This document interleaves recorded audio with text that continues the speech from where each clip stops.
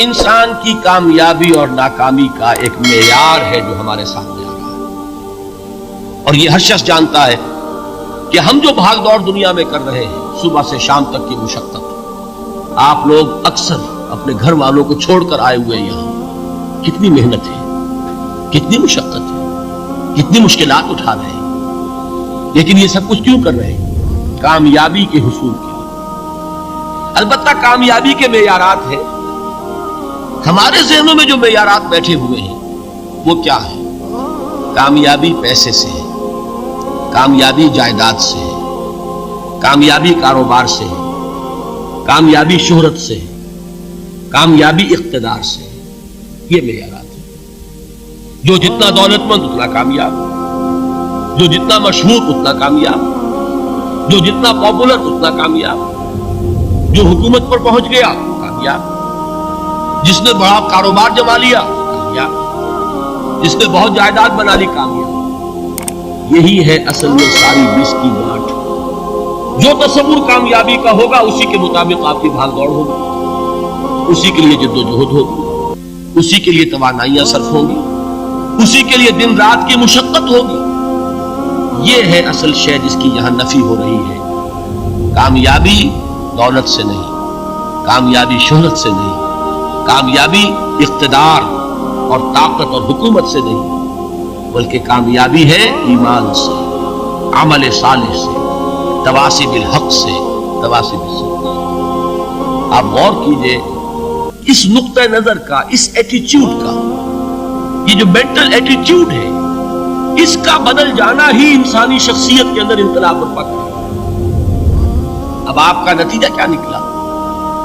اگر تو دولت سے کامیابی ہوتی تو قارون بہت کامیاب تھا، اگر حکومت سے کامیابی ہوتی تو فرعون اور نمرود بہت کامیاب تھے۔ کامیابی ان سے نہیں ہے۔ کامیابی انسان دولت میں قارون کی دولت تک پہنچ جائے اور دنیا میں دبدبہ اور اقتدار اور سلطنت اور حکومت کے اعتبار سے وہ نمرود اور فرعون کا مقام حاصل کر لے، وہ ناکام ہے، خائب ہے، خاسر ہے، برباد ہے۔ اور ابو ذر غفاری کامیاب ہے، چاہے ان کے پاس کچھ نہیں، جھونپڑی تک نہیں تھی، کوئی گھر نہیں۔ حضور نے فرمایا ہے اللہ کے کچھ بندے ایسے ہوتے ہیں جو کسی محفل میں جانا چاہیں تو انہیں اجازت نہ ملے، جو کہیں اگر رشتہ کرنا چاہیں کوئی ان سے رشتہ کرنے کو تیار، کہیں کوئی سفارش کرنا چاہے تو ان کی کوئی بات ہی نہ سنے، لیکن اللہ کے ہاں ان کا وہ مقام ہے کہ اگر بھولے سے بھی کسی بات پر قسم کھا بیٹھتے تو اللہ ان کی قسم کی لاج رکھتا۔ یہ ہے فرق، یہ جان لیجیے اچھی طرح۔ اس بات کا مان لینا آسان، اس پر سبحان اللہ کہنا آسان، لیکن اس کے مطابق آپ کے اپنے ذہن کا بدل جانا بہت مشکل، اس لیے کہ ہم متاثر ہوتے ہیں اپنے ماحول سے۔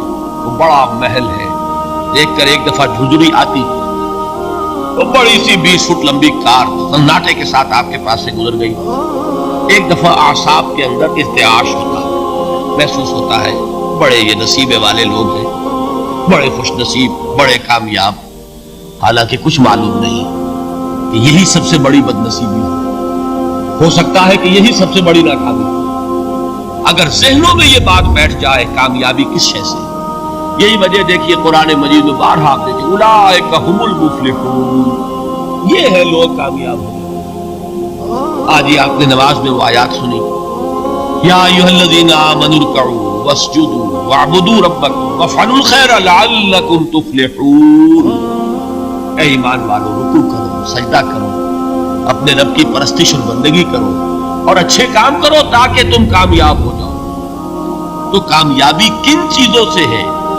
یہ ہے سب سے بڑا سبق۔ یہ ہمارے دل میں اگر بات بیٹھ جائے، ٹھک جائے، زندگی بدل جائے گی، صبح و شام بدل جائیں گے، نقشے بدل جائیں گے، بھاگ دوڑ کا رنگ بدل جائے گا، ویلیو سٹرکچر بدل جائے گا۔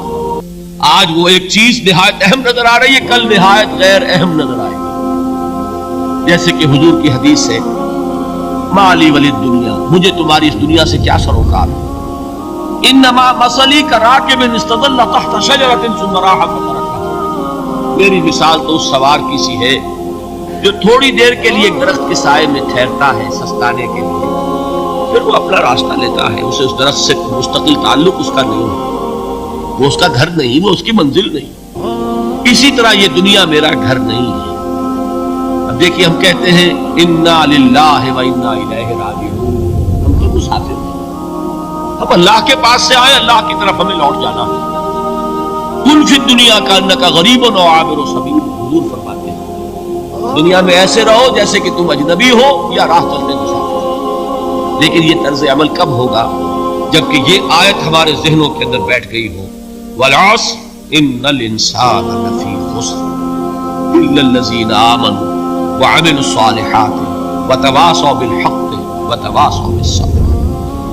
یہ ہے اصل بات جو میں نے عرض کیا تھا کہ میں بتاؤں گا صحابہ کیوں ایک دوسرے کو یاد دلاتے، اس لیے کہ دیکھیے جیسے برف باری اگر ہو رہی ہو، آپ باہر نکلیں گے تو برف آپ کے کپڑوں پر جم جاتی ہے، تو آپ جھٹکتے ہیں کپڑوں کو تاکہ برف ہٹ جائے۔ ہمارے ایمان پر اس دنیا میں رہتے ہوئے جب ہم متاثر ہوتے ہیں ماحول سے تو گردہ آ جاتا ہے، برف پڑ جاتی ہے، اس کو جھٹکتے رہنے کی ضرورت ہے، اور وہ جھٹکنے کی بہترین اور مؤثر ترین شکل یہی ہے کہ یاد رکھو کامیابی ان چیزوں سے نہیں ہے۔ چمک دمک جو ہے دنیا کی، یہ ساری چمک دمک جو تمہیں رجھا رہی ہے، جو تمہیں اپنے اندر گم کیے ہوئے، یہ لفظ گم پر اقبال کا وہ شعر یاد آ گیا کہ کافر کی یہ پہچان کہ آفاق میں گم، اور مومن کی یہ پہچان کہ گم اس میں ہے آفاق۔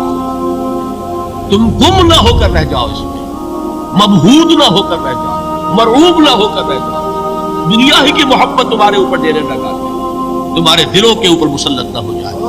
لہذا تازہ کرتے رہا کرو، والعصر ان الانسان لفی خسر الا الذین آمنوا وعملوا الصالحات وتواصوا بالحق وتواصوا بالصبر۔ پھر یاد کر لو، پھر تازہ کر لو اپنے اس یقین کو کہ کامیابی دولت سے نہیں، کامیابی ثروت سے نہیں، کامیابی اقتدار سے نہیں، کامیابی شہرت سے نہیں، کامیابی جائیداد سے نہیں، کامیابی ہے ایمان سے، کامیابی ہے عمل صالح سے، کامیابی ہے تواصی بالحق سے، کامیابی ہے تواصی بالصبر سے۔